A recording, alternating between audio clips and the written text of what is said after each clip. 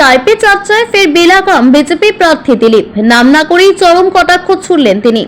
লোকসভা নির্বাচন আসন্ন, ঘোষণা হয়ে গিয়েছে লোকসভা নির্বাচনের নির্ঘণ্ট। একদিকে যেমন আসন্ন 17তম লোকসভা নির্বাচনকে সামনে রেখে প্রস্তুতি নিতে শুরু করেছেন নির্বাচন কমিশন, ঠিক তেমনি নির্বাচনী প্রচার ময়দানে ঝড় তুলছেন বিভিন্ন রাজনৈতিক দলের প্রতিনিধিরা। সারা দেশের পাশাপাশি এই রাজ্যেও শুরু হয়েছে জোর কদমে নির্বাচনী প্রচার। এক কথায় লোকসভা নির্বাচনের প্রাক্কালে নির্বাচনী প্রচার ময়দানে কেউ কাউকে বিন্দুমাত্র জমি ছেড়ে দিতে নারাজ শাসক বিরোধী সহ প্রতিটি রাজনৈতিক দল, যার কারণে স্বাভাবিকভাবেই নির্বাচনী প্রচারকে কেন্দ্র করে সরগরম হচ্ছে রাজনৈতিক পরিবেশ। নির্বাচনী প্রচারে শাসক বিরোধী একে অপরের বিরুদ্ধে অভিযোগ তুলবেন, এটা স্বাভাবিক। ঠিক তেমনি একে অপরের পাল্টা উত্তরও দেবেন, সেটাও কিন্তু স্বাভাবিক।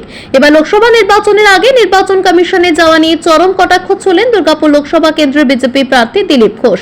নাম না করে এই চাইপে চর্চায় যোগদান করে চরম কটাক্ষ শোনা গেল বিজেপি প্রার্থীর গলায়। লোকসভা নির্বাচনের প্রাক্কালে ফের আবারও বেলাগাম মন্তব্য দুর্গাপুর লোকসভা কেন্দ্রের বিজেপি প্রার্থী দিলীপ ঘোষের গলায়। বলেন, যারা কাকার বাড়ি মেশোর বাড়ি যাচ্ছে তাদের জন্য বলছি, আমরা তো সকাল থেকে পাবলিকের সঙ্গেই আছি। যাদের পাবলিকের সামনে যাওয়ার মতো মুখ নাই, লোকের প্রশ্নের উত্তর নাই, তারা এমন নির্বাচন কমিশনে প্যারেড করছে।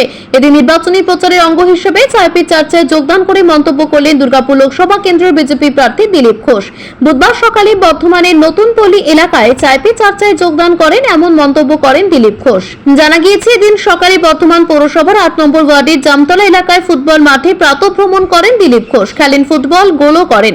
এরপর নতুন পল্লী এলাকায় যোগদান করেন চা চক্রের আসরে। সেখানে সরাসরি তিনি বলেন, নির্বাচন এসেছে, পাবলিকের কাছে চান, যারা জিতিয়েছে তাদের কাছে চান, ভোট চান, তাদের কাছে যাওয়ার মুখ নাই, তাই তো কমিশনের কাছে ধর্ণা লাগাচ্ছে।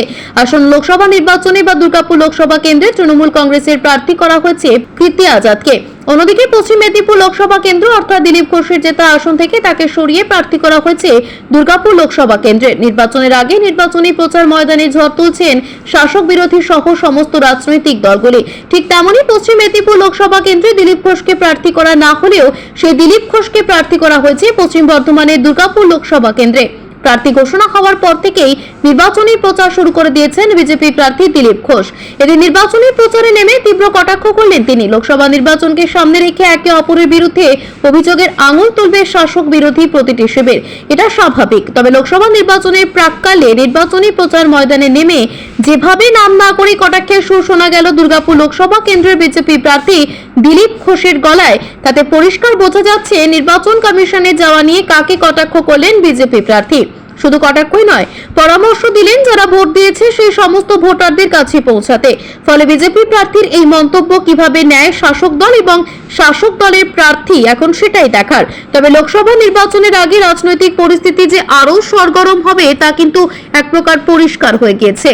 আমরা তো যখন সকাল থেকে পাবলিকের সামনে আছি, যারা পাবলিকের সামনে যাওয়ার মতো যাদের মুখ নেই, লোকের প্রশ্নের উত্তর নেই, তারা এখন নির্বাচন কমিশনে প্যারেড করছে। নির্বাচন এসছে, চলো পাবলিকের কাছে, যারা ভোট দিয়ে একবার জিতিয়েছে তাদের ভোট চাও, কিন্তু ভোট চাওয়ার মুখ নেই, তাই নির্বাচন কমিশনে গিয়ে ওদের ধর্ণা দিতে হচ্ছে।